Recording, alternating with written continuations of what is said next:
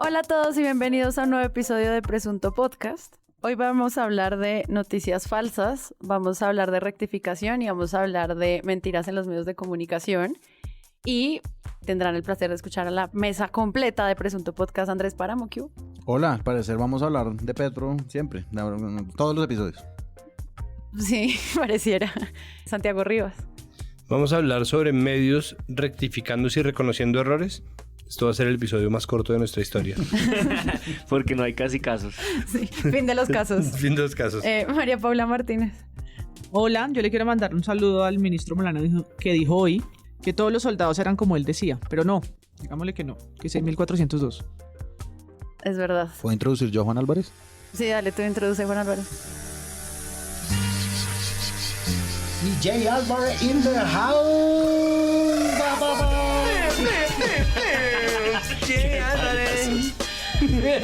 Para que algún día Juan cante. Sí, no, yo me tengo que En soltar. presunto, Pero algún día. yo saludo también desde este falso ebrio. Hoy no nos hemos tomado ni una cerveza. Es que estamos en medio de una actividad cultural, la Feria del Libro de Bogotá, la gente que lee no toma. La gente que Eso es escribe, una- en cambio, Eso es, con unas cubas. eso es un fake news. Antes de comenzar, les recuerdo que pueden entrar a nuestra página web y allí pueden vincularse a todas nuestras comunidades, a las redes sociales, a Twitter, a Discord. Y si además quieren apoyar este proyecto y quieren que siga existiendo cada semana, pueden volverse Patreons. Todo esto, si no saben cómo hacerlo, simplemente presuntopodcast.com y allí todos los pasos. Comencemos.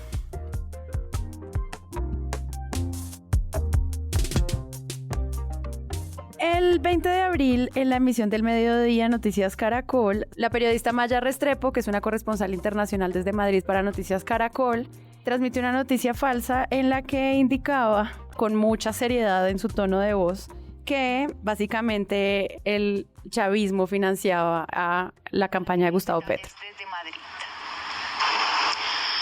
En efecto, hoy la audiencia española recibió la declaración del exdirector chavista de la contrainteligencia militar Hugo Armando El Pollo Carvajal por supuesta financiación del régimen venezolano a Gustavo Petro. Su testimonio fue ante la magistrada de la Corte Suprema de Justicia colombiana, Cristina Lombana, el fiscal y el abogado del hoy candidato a la presidencia del Pacto Histórico. En esta controversial audiencia virtual, Carvajal se basó en el documento de 7 páginas que presentó el pasado mes de octubre aquí en este país. Esto es un falso directo grabado desde Madrid al frente del lugar donde se supone que tuvo lugar una audiencia entre la magistrada Cristina Lombana, que ustedes conocerán si leyeron las columnas de La Calladita de Daniel Coronel, y Hugo El Pollo Carvajal, el ex jefe de inteligencia del gobierno de Hugo Chávez, que está en poder de la justicia española desde hace ya bastante tiempo. Es una nota que tiene un falso directo que se hace desde la calle como una reportería y que tiene imágenes no de la audiencia, spoiler alert, sino del Pollo Carvajal. O sea, se lo ve. Es una nota que tiene imágenes de apoyo, de archivo del Pollo Carvajal, y al final sale en otras circunstancias sale con el lugar atrás y dice desde Madrid para, ¿no? Entonces Y es además, toda la parafernalia. Pues. Una cosa conceptual que le quiero corregir al compañero Santiago. Se suponía que era un falso directo, luego nos enteramos que era un falso. Un falso, exacto. Un falso, pero además Falso directo, falso. de una noticia que duró, Falso torcido. qué sé yo, 1 minuto y medio Menos. o menos, Sí. pero que es una noticia muy importante. O sea, de haber sido cierta, y todavía lo es, mejor dicho, a pesar de tener solo 1 minuto y medio de duración como noticia, tiene una trascendencia muy grande, o habría tenido, por usar las palabras correctas. Una bomba atómica. Porque era una bomba atómica que estaba lanzando un noticiero para indicar un poco la muerte política del candidato más opcionado de ganar las elecciones. Es decir, no es cualquier noticia, porque hay otros ejemplos de errores que cometen los medios y que rectifican en prensa o en televisión y avisan, o bueno, no basta con ver las redacciones al desnudo de Fidel Cano para saber que eso pasa. El periodismo no es infalible. Pero esta noticia, en el momento electoral en el que estamos, no era cualquiera, no es equivocarse en las fechas o en algo histórico o en una noticia, digamos, de importantes todas, pero no de la relevancia política y la trascendencia que untaría a Petro con dineros del chavismo en su campaña, una infiltración, un delito, pues es una cipote noticia que resulta no suceder, no pasó. Además, en principio dijeron que sucedería al día siguiente la audiencia. O sea, en principio, esa audiencia que tenía que pasar un día no pasó. Cuando pasó la audiencia, tampoco pasó la noticia.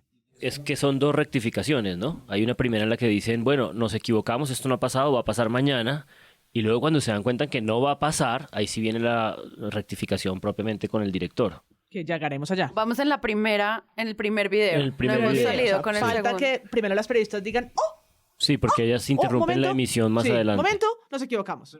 En Noticias Caracol rectificamos la información emitida hace algunos minutos en nuestra emisión del mediodía. Los abogados de Gustavo Petro en España nos acaban de confirmar que hoy no hubo diligencia de Hugo El Pollo Carvajal, ex jefe de inteligencia de Hugo Chávez, ante la magistrada de la Corte Suprema de Justicia de Colombia, Cristina Lombana, sobre la supuesta financiación del régimen venezolano en las pasadas elecciones al hoy candidato del Pacto Histórico. Por lo tanto, no es cierto que el exoficial se haya ratificado este jueves en sus señalamientos contra Gustavo Petro. La diligencia del exmilitar venezolano quedó programada para mañana a las 9 de la mañana en Madrid. Pero más adelante es pasado un buen Durante la tiempo, misma yo emisión. creo que hora y media después, si le alcanza a pasar harto tiempo porque es la emisión del mediodía que es larguísima. Esta pues obviamente era la noticia principal. Hay que aclarar además que esta noticia, de haber sido cierta, era la noticia que todo el mundo estaba esperando, ¿no? Todos los que han pasado por grupos de WhatsApp en los cuales corren noticias falsas y señalamientos y memes y discusiones políticas, ha visto relacionar a Petro con Chávez desde antes de que Petro fuera Petro, ¿no? Como desde 2010, cada persona que se opone a un gobierno o una candidatura uribista está pagada por el chavismo, es decir, esta era la noticia perfecta, ¿no? Esto era el infierno perfecto para Gustavo Petro porque era el momento en que se probaba por fin, hijo de puta, que el man sí estaba financiado por el chavismo y por la plata de George Soros y por, ¿no? Como, entonces ahí ¡Comunismo! Sí, todo se iba a volver exacto, como la conspiración comunista para tomarse las elecciones y, o sea, la noticia era una mega bomba. Sí, era una megabomba en las circunstancias en las que venían y sin embargo no con la filigrana jurídica en el sentido de que esto es una investigación preliminar de una magistrada de la Corte Suprema de Justicia, Cristina Lombana, sobre la que hay miles de dudas. Ella va y busca a este hombre para una audiencia. La audiencia ya sabemos que no ocurre, pero el punto es, esto sería financiación en el pasado, no financiación ahora, porque esta es una investigación que le están haciendo a Petro de campañas anteriores. Y efectivamente habría sido una cosa, digamos, escandalosa, pero habría sido dentro de un escenario judicial buscado por una magistrada en una audiencia en el exterior, pero haría parte, digamos, de una declaración en una investigación preliminar. Es decir, eso no probaría que Petro había recibido dineros del chavismo. No, en absoluto, pero el control de daños que les habría tocado hacer habría sido imposible extensivo y muy difícil de a un manejar. mes de las elecciones, claro. De paso, además, hay que decir que, y todo esto además es gracias a la columna de María Jimena Duzán, esta investigación la pidió el mismo Petro. Petro fue el que le dijo a la Corte Suprema de Justicia, pues investigme. Y entonces ahí está él. Como que yo no sé si tiene todavía la envergadura del error, es decir, la noticia se la inventaron, la sacaron de algún lugar y digamos que hay gente todavía preguntándose esto cómo pasó, ¿no? Es decir, y Juan Roberto Vargas él dice como no, nosotros tenemos un principio de confianza con la Alianza Informativa Latinoamericana, ok, queremos saber un poquito más de qué fue lo que pasó, ¿no? Es decir, yo por lo menos como televidente me gustaría saber más qué pasó, porque además hay chivas como de cierto tipo de envergadura. Yo me acuerdo mucho el gran error de la silla vacía que dio por muerto, si no estoy mal, Alfonso Cano. Ok, Alfonso Cano lo dio por muerto cuando no estaba muerto y Juanita León dijo, yo recibí la información de una fuente de mucha alta credibilidad para la silla vacía. Es decir, es una explicación total y se la siguen cobrando. Lo cual es pues no es una locura, digamos como que se la sigan cobrando es normal en un país como Colombia que le quiere meter la puya todo el tiempo, pero Caracol sí sale como no, pues nos equivocamos, qué pena con todo el mundo, la rectificación de Juan Roberto Vargas no incluye la palabra Petro, que sí es muy mencionada en la nota misma, ¿no? Como que eso no afectamos, perdón, a los televidentes, no, pues no. A los afectados. Sí, exacto, a los afectados, no, pues no. Los afectados tienen nombre propio como tenían en la nota, que no la dicen. Entonces uno va viendo, digamos, cuál es la envergadura de esto y es como, van a salir con el error, porque, de nuevo, equivocarse se puede en el periodismo y todo el tiempo sucede, Pero, ¿cuál es la envergadura del error? O sea, ¿y cuál es la honestidad total que pueden dar frente a la envergadura del error? O sea, no es que el error no importe porque hayan perjudicado a un candidato de izquierda. Sí, es decir, no puede ser ese el criterio, como que me parece que un poquito lo está haciendo, lo cual es una locura. Buenas noches. El día de ayer, 21 de abril, en la emisión del Noticiero del Mediodía, registramos una noticia sobre la supuesta declaración en España del exgeneral chavista Hugo El Pollo Carvajal ante una magistrada de la Corte Suprema de Justicia de Colombia. Según nos lo reportó una periodista que presta sus servicios a la Alianza Informativa Latinoamericana, de la que hace parte Noticias Caracol, aseguramos de buena fe, basados en su información, ya que ella se encontraba en el lugar de los hechos, que la diligencia se realizó. La noticia registrada nunca ocurrió. Desde Noticias Caracol ofrecemos excusas a todos nuestros televidentes y a las personas afectadas con esta información errónea.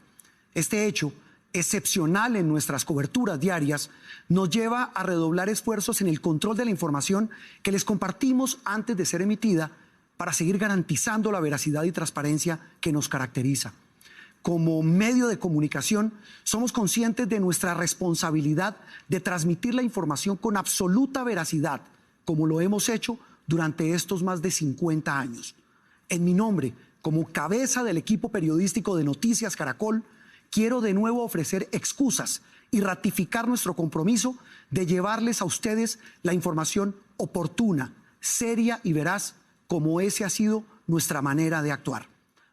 Un error así como este, hace mucho tiempo yo no me acuerdo haberlo visto, porque no creo que sea equiparable con eso, con la muerte de Alfonso Cano o con otras noticias que han resultado imprecisas de alguna forma, ¿no? Un error así en televisión abierta, de un noticiero como Caracol o como RCN, no lo recuerdo.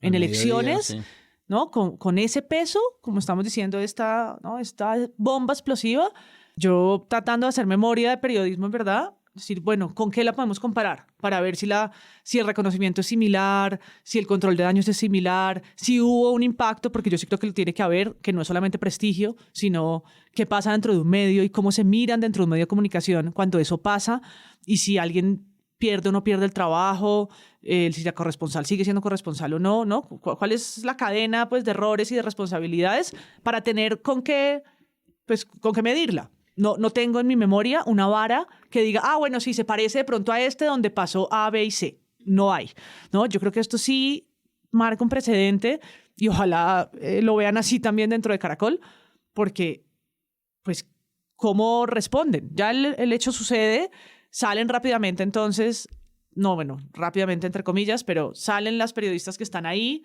probablemente con una información que les llegó aquí, ¿no? Al oído por alguien que está en el máster, y les llega y tienen que ahí mismo en la misión asumir que van a tener que rectificar ahí, ¿no? A los televidentes, que probablemente ya no son los mismos que vieron la nota anterior, es imposible de medir, pero lo dicen al aire. Y luego, pues arranca, por un lado, las redes sociales con un reclamo a todas luces muy válido, y luego un día para que Caracol se pronunciara con un video muy leído de Teleprompter IC con Juan Roberto Vargas, su director. Pues ir reconociendo un error, pero a mi manera de ver, no asumiéndolo como el director de un medio, porque en líneas muy generales la responsabilidad cae en la corresponsal. Claro. Hay algo que quisiera que mencionáramos, y es que estas discusiones sobre la rectificación de la prensa no es solamente por si nos cae bien o no la persona sobre la que se está creando la mentira. O sea, si esto estuviera pasando también con cualquier otro candidato, con un funcionario público, con un empresario, lo importante es que no se mientan los medios. Y entonces las personas que creen que es porque esto tiene una afiliación simplemente política de las quejas de la audiencia, es más porque es una queja hacia la defensa misma del derecho a la información. Entonces quisiera que habláramos un poquito como de ese concepto de la rectificación, porque qué es justo, como cuál es ese proceso metodológico para que uno diga esta rectificación fue suficiente. Quisiera retomar en ese sentido las palabras que off the record un amigo de la casa puso y que me parece que son ciertas. Lo primero es cierto que nosotros estamos hablando de un error que es un error a todas luces, pero creo que de cara a la rectificación, si esto le hubiera pasado a Caracol con la candidatura de Federico Gutiérrez, las consecuencias habrían sido bastante más drásticas, de salida de un editor, ¿no? Salida de un jefe de emisión. Eso por un lado. O sea, mínimo hay un despido. Sí. Por otro lado, creo que empieza a verse la magnitud del error por la magnitud de, para utilizar las palabras de Juan Roberto Vargas, el implicado, porque hay una noticia parecida, o sea, hay una noticia falsa prefabricada. A mí me parece que esta con más mala fe, incluso que la nota erróneamente pasada sin mirar de Caracol, o sin verificar, pues si es ese el verbo clave ahí, que fue por ejemplo cuando incluyeron en RCN noticias en la lista de CAIs vandalizados durante el paro nacional el CAI La Florida. Así, ¿verdad? Y tuvieron que irse con una pantalla a grabar un celular en donde estaba ese video y mostrarlo al frente del CAI La Florida, que estaba perfecto, intacto, ¿no? Y esto, como no afecta a un candidato presidencial que tiene una base votante de millones de personas, sino a gente en un barrio que pertenece a un movimiento abstracto y amorfo de personas que se puede hacer pasar por revoltosas, esa noticia ni siquiera tuvo rectificación.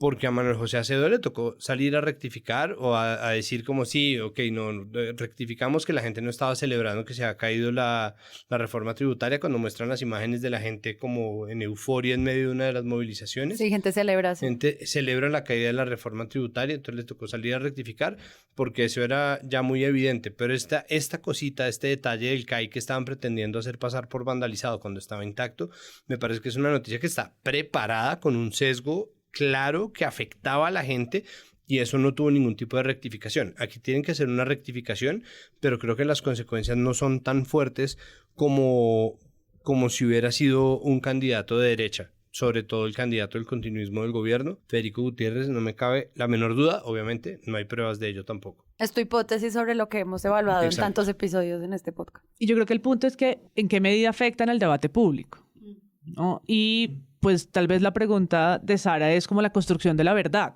¿no? La rectificación es porque los medios pues sí tienen que buscar la verdad o la verosimilitud, darle un sentido a la realidad, y las audiencias no le reclaman otra cosa que esa responsabilidad constitucional que tienen. Entonces, claro, los ejercicios de rectificación y de crítica de medios no son populares, ni siquiera nosotros lo somos. Por eso el defensor del televidente va en el horario prime time de las 3 de la mañana, las notas de rectificación en la prensa o las cartas del lector van en letra 8 por allá en una esquina, en los clasificados que nadie ve.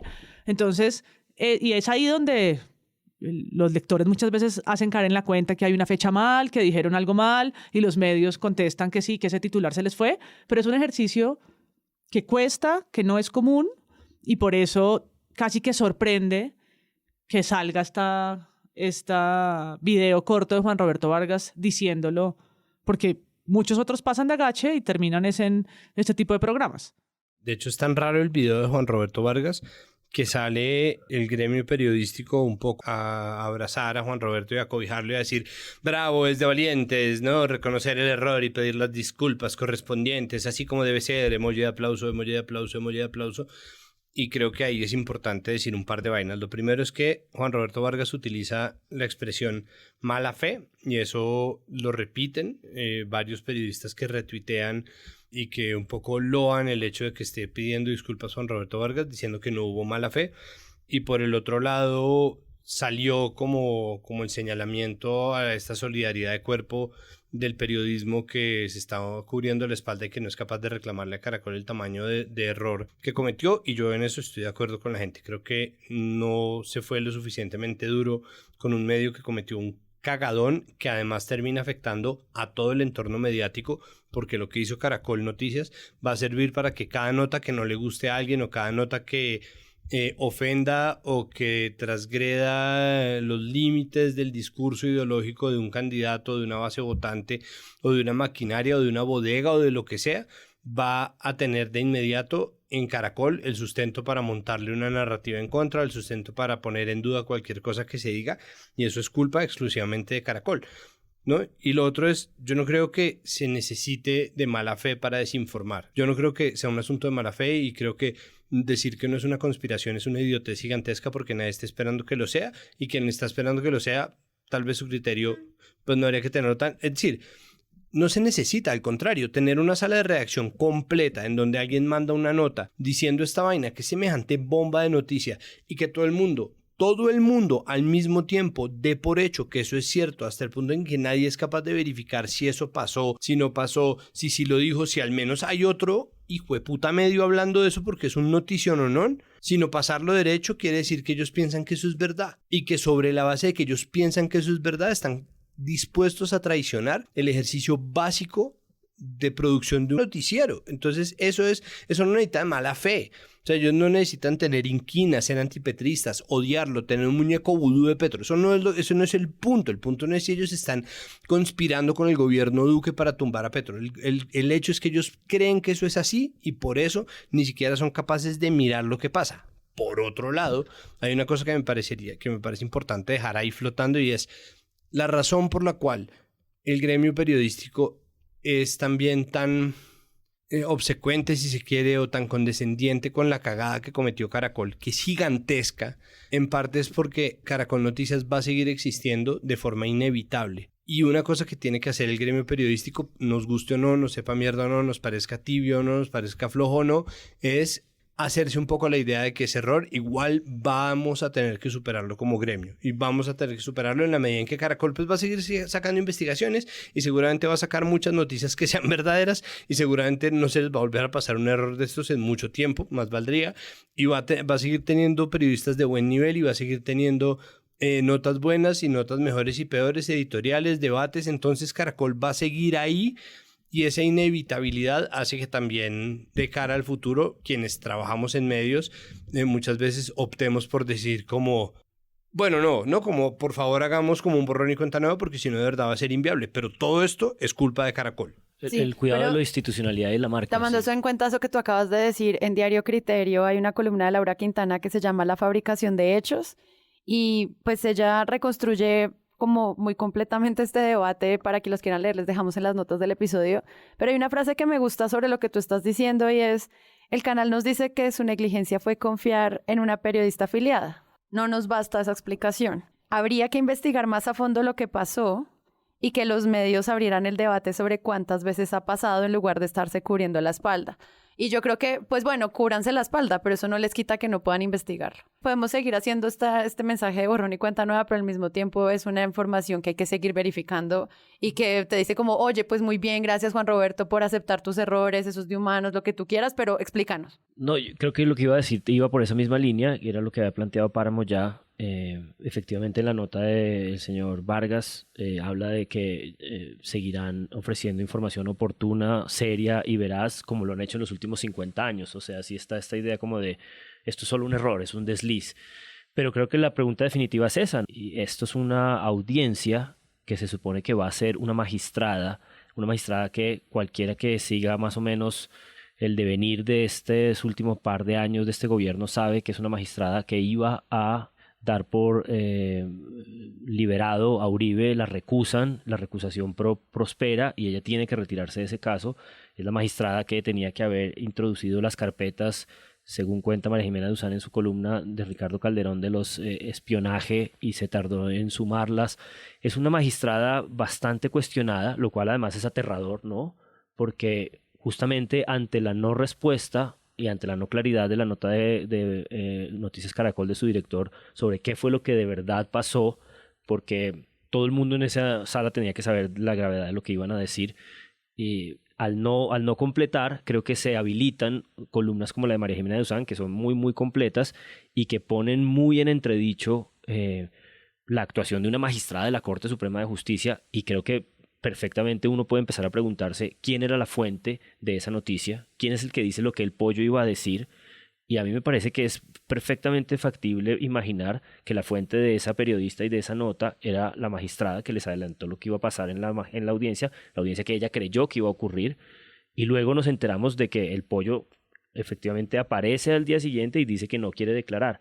Pero ojo, todo esto lo resumo en una sola cosa. Según entiendo, por lo que comunica María Jimena Duzán en su nota, quien le informa a Noticias Caracol que acaban de publicar una nota falsa son los abogados de Petro. Que también estaban pendientes, como dijo Santiago al comienzo. Entonces, un poco para decir, si no es por esta cantidad, ¿qué nos recuerda esta idea si los abogados de Petro no estuvieran pendientes?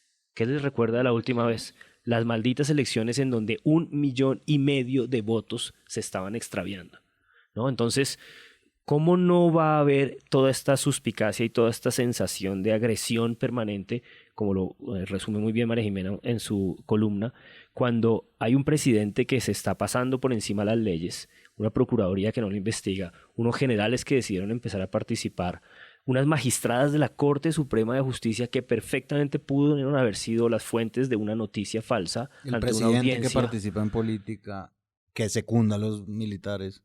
¿Cuál es la cadena de verificación? ¿Basta la confianza en una persona que hace una reportería para sacar ese bombazo teniendo en cuenta todo el contexto?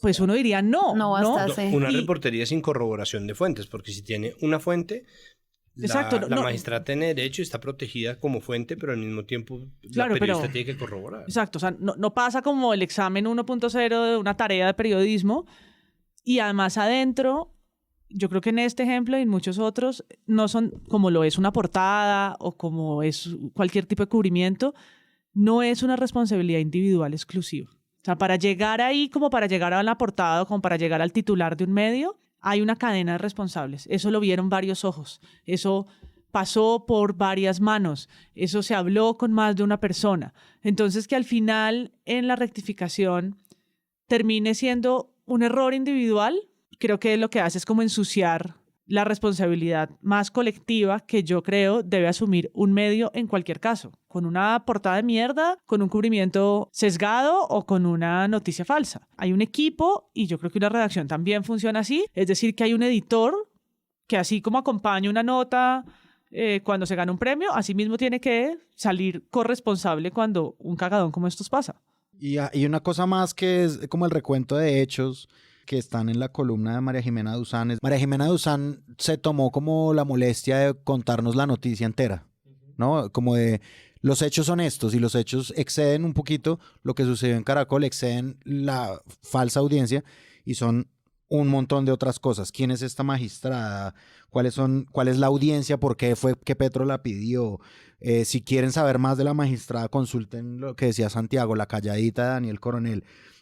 Y al final vota su opinión, que pues es la opinión de María Jimena, pero la noticia nos la está dando María Jimena Duzán en una columna de opinión, que es lo no tan sorprendente en Colombia, porque en Colombia muchas veces las noticias nos llegan a través de columna de opinión, tan es así que una columna de opinión ha ganado premio a mejor noticia. Pero a mí sí me sigue sorprendiendo eso, que las noticias nos lleguen a través de eso, porque uno no va a leer opinión, digamos, un gran sector de lectores no va a leer opinión para informarse.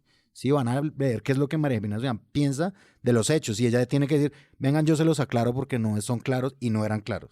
No eran claros por algo también que mencionó Juan ahorita, y era cualquier persona que le haya hecho seguimiento sabe quién es esta magistrada. Pues a veces uno lo que empieza a percibir es que no todos le hacemos seguimiento Claro.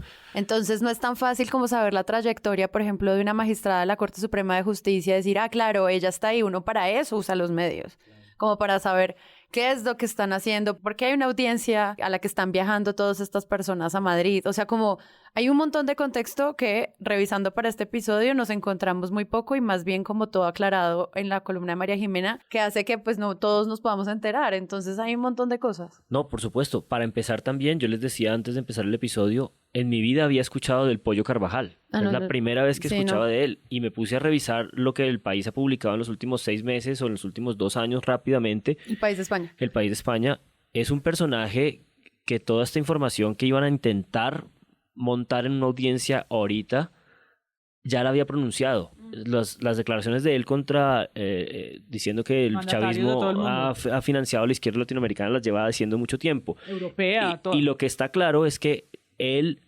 pretendía negociar con la justicia española para no ser extraditado a los Estados Unidos. Parece que nada le funcionó. Va a ser extraditado a los Estados Unidos, un poco quizás en paralelo con lo que le pasa a Otoniel.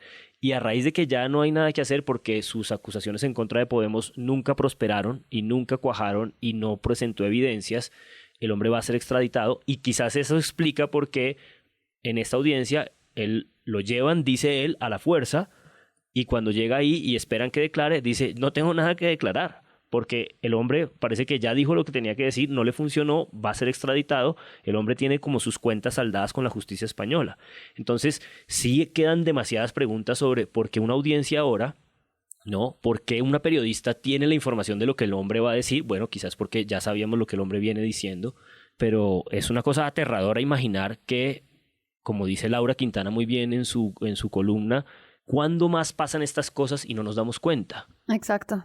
Bueno, es que ahí vuelve la discusión, ¿no? Vuelve la contraparte de una discusión que habíamos estado teniendo, y es la discusión sobre David Guitis y la Flip, ¿no? Cuando nosotros salimos a decir, y digo, eso es así, eso no es una cosa que estemos nosotros especulando ni opinando sobre eso, que la Flip no es un comité de ética periodística, sino es una fundación que se dedica a proteger el derecho de los periodistas y de las periodistas a expresarse, a dar información y a decir incluso mentiras, porque las mentiras no están penalizadas por una cosa que es mucho más grande, que es casi que filosofía del derecho, y es que las mentiras, llegado el momento, le pueden salvar la vida a una persona. Entonces no se pueden penalizar las mentiras y ya. Y hacer seguimiento de la verdad tiene sus límites. Es decir, la Flip no funciona como un comité ético, pero empieza a hablarse y muchas voces han empezado a decir que se necesita un comité ético. Claro. Ese comité ético solamente puede nacer del mismo gremio periodístico. Ese comité ético solamente puede nacer de la cooperación entre los medios y no de un ente externo, mucho menos de un ente gubernamental ni público, sino de una cámara en la que los medios se comprometan de cara a la gente a hablar de estas cosas y un poco ser transparentes, pero eso no funciona así, mucho menos en un país cooptado corporativamente como lo es Colombia, mucho menos con un gremio periodístico que está dispuesto a aplaudirle la medio excusa a Juan Roberto Vargas, que de nuevo, de cara a la magnitud del error, es una medio excusa, es una excusa muy floja. Yo trato absolutamente de interpretar insuficiente. cuáles son las razones por las cuales Félix de Vedut saldría a aplaudirlo. Yo trato de interpretar cuáles podrían ser las razones por las cuales salen a decir, bueno, muy bien, y llego a esas conclusiones, pero a mí me sigue pareciendo que se queda muy corto, siquiera en la mención de Gustavo Petro, pero además de verdad en darse cuenta del nivel de noticia que estaba soltando así sin más. Es que la gente es tan inconstante en su consumo de noticias, es tan casual, que hay gente que empezó a ver el noticiero y no terminó de ver el noticiero cuando rectificaron. Y no vio el noticiero el otro día,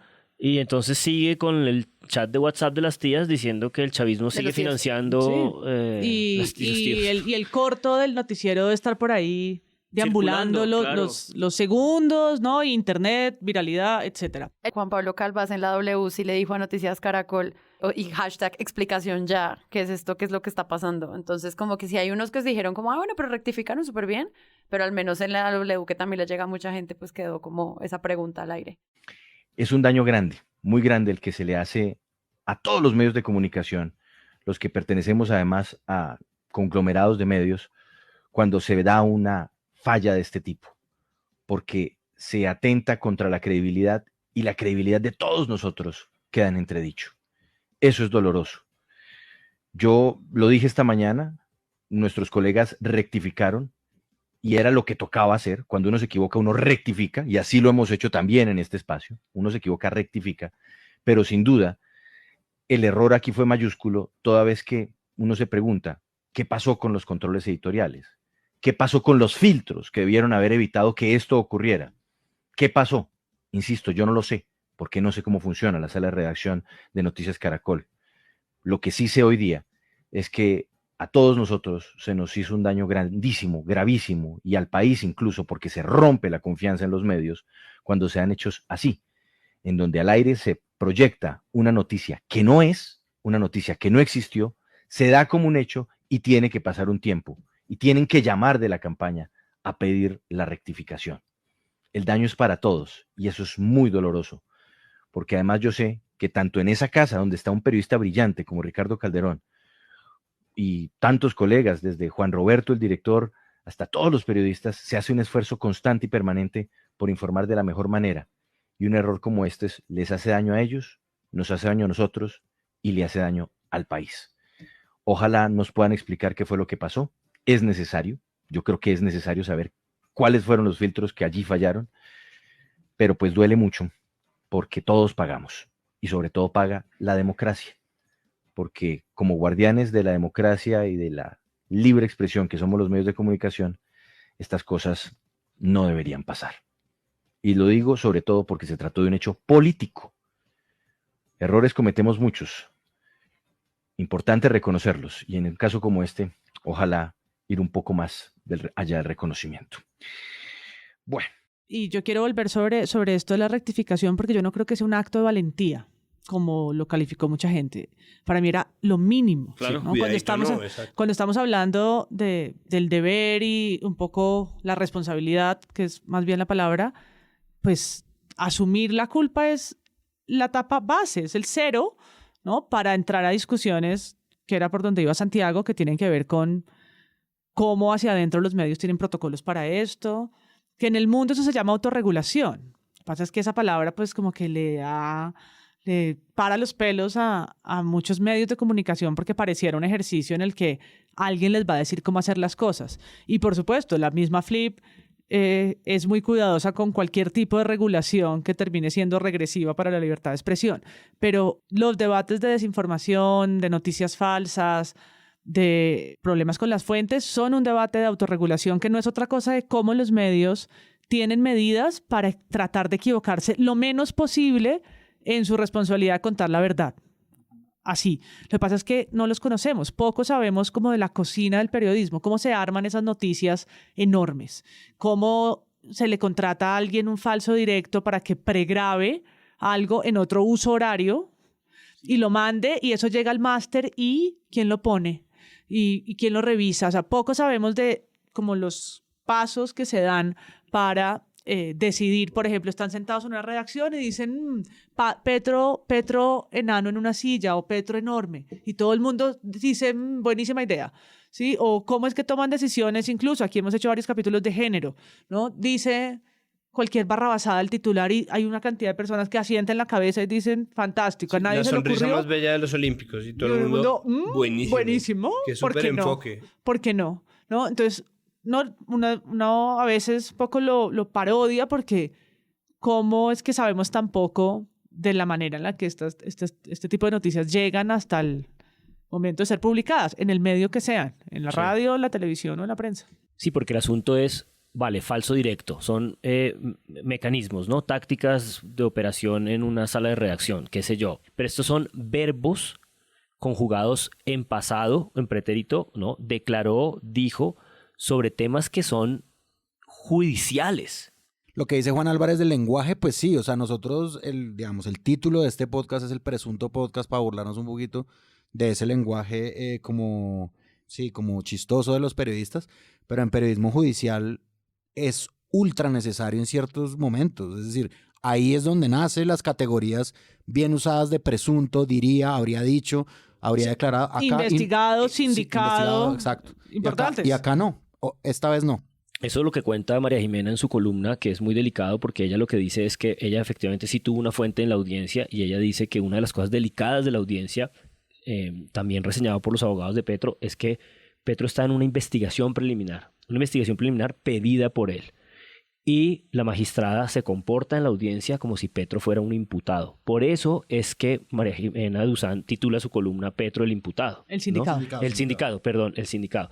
Entonces, como esta precisión de las denominaciones jurídicas que yo acabo de equivocar, es crucial en una reportería judicial. Es decir, si tú estás reportando lo que una persona declara en una audiencia judicial contra otro, ¿cómo puedes tener tan claros los verbos y los sentidos de lo dicho desde antes? O sea, ¿de verdad se puede hacer un falso directo de eso? O sea, ontológicamente uno puede plantearse eso antes. Me parece muy delicado. Cuando uno ha trabajado en un medio que de repente tiene una chiva, las chivas tienen planificación. Es decir, las chivas no es como que entran y directamente salen al micrófono. Eso se escoge bien el tiempo de emisión, se escoge bien el momento de corroborar las fuentes, se escoge bien, o sea, todo eso tiene una antesala y una preproducción, y nada de eso está saliendo y antes al azar. Y sobre todo que trajeron. Sí, y sobre todo el momento en el que estamos, porque no sé si el siglo XX del periodismo lo excusa todo en la chiva, porque la competencia era brutal y salir primero importaba más que todo. Y tan pocas eran las maneras de comprobarlo, que yo no sé cuántas mentiras nos comimos. Pero total. Hoy en día, sí, cuando llega una bolsa de cassettes a un periódico y era el proceso 8000, pues la bolsa de cassettes era ¿no? Y era una cosa como que llegaba así y todo el mundo en ese momento esperaba que llegara, ¿no? Creo que muchos periodistas crecimos esperando que nos llegara como una bolsa de cassettes milagrosa, como con la historia del mundo.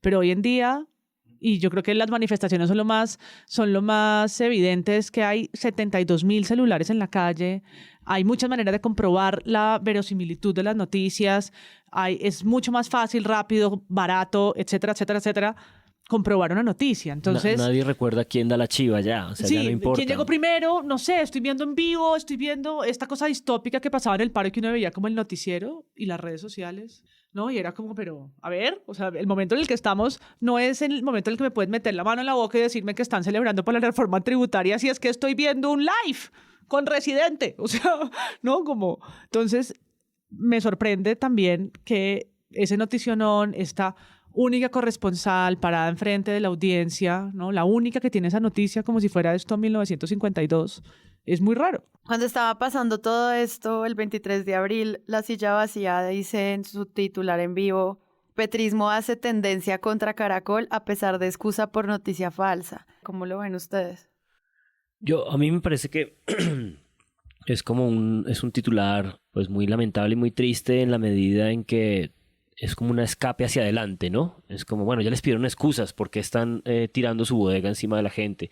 Y creo que es otra manera de no darse cuenta que un poco esta desesperanza y esta frustración que hemos hablado ya un par de veces de la gente frente a los medios en este cubrimiento de campaña en el que empiezan los sesgos a verse tan claros, pues no requiere como de estas huidas hacia adelante, sino de esto mismo que hemos estado tratando de elaborar, y es ¿cómo fue que pasó esto? O sea, esto no tuvo que haber sido una cosa más delicada, y siento que la discusión que está desaparecida y que no hay oportunidad como para tenerla, o porque no existe ese comité de ética del que hemos hablado, o porque los medios quieren salir de esto rápidamente y con el control de daños más cómodo, es la posibilidad de que exista un sesgo estructural contra la izquierda colombiana.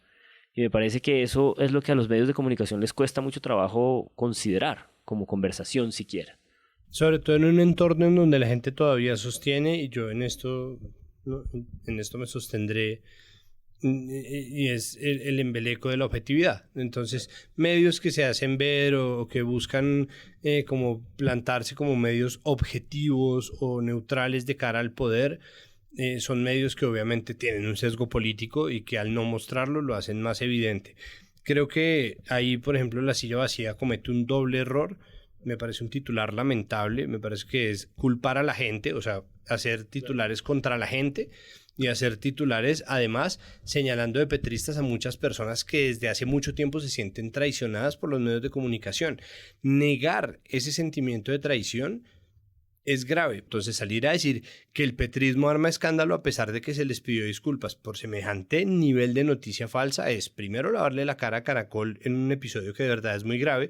Segundo, faltar a lo que está diciendo MP, que es verdaderamente importante de reconocer el contexto en lo que está pasando y las implicaciones y el impacto que eso puede generar, faltándole el respeto a un principio, pues además a una de las cosas maravillosas que tiene la comunicación digital, es que todo el mundo tiene una voz para hablar y todo el mundo tiene la posibilidad de contrapreguntar y de cuestionar al poder. Creo que La Silla Vacía, pues esta nota que sale es como de esa modalidad que ellos tienen de informar en vivo las noticias, y son notas muy cortas, es como para que usted esté informado.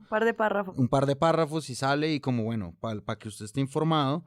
El titular dice mucho más que lo que dice adentro, es decir, entonces petrismo reacciona de mala manera después de las excusas que están tratando de decir. Me parece como grave, sobre todo porque La Silla Vacía, aparte de ser un medio digital, que es lo que dice Santiago, nativo digital, pues, La Silla Vacía además se ha dado una pela novedosa en su momento, que era ellos mismos tener la valentía suficiente de criticar otros medios de comunicación. Eso lo ha hecho los superpoderosos de los medios. Ellos han hecho, digamos, se han dado esa pela, y es como una bandera en verdad que ellos levantaron diciendo, bueno, los medios también tienen que juzgar a los otros medios. En fin, aquí no lo están haciendo. Y lo otro es que que digan que el petrismo se abanderó de eso, cuando la gravedad de la cosa fue la suficiente como para que el director de Noticias Caracol haya salido a leer unas excusas. Una manera en la que nosotros tratamos de ver qué está ocurriendo con la comprensión de las audiencias. Y pues ahí es donde también quedan preguntas. Entonces, bueno, nos quedaban varias conversaciones sobre entender las rectificaciones. De nuevo, todo el tema de fake news y la posverdad y todo lo demás hace parte como de un constante que nunca nos abandona. Sobre todo ahorita que estamos ya a semanas de primera vuelta presidencial, mientras no tengamos este comité de ética, mientras no tengamos otra entidad, pues nos toca a nosotros como audiencia ponernos las pilas a tener mejor consumo crítico. Entonces, ya veremos qué pasa. Muchas gracias, Santiago. Como siempre, un placer. Muchas gracias, Juan Álvarez. Gracias. Muchas gracias, María Paula. Gracias. Y muchas gracias, Andrés Páramo. Ella debió cerrar la nota diciendo, soy Bart Simpson.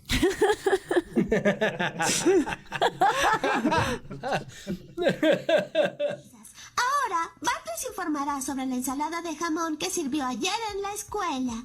No lo haré, Lisa, porque salí con la cámara a realizar un reportaje distinto. Bart, creo que deberíamos... Se trata de un hombre sencillo, uno de los amigos de Petro.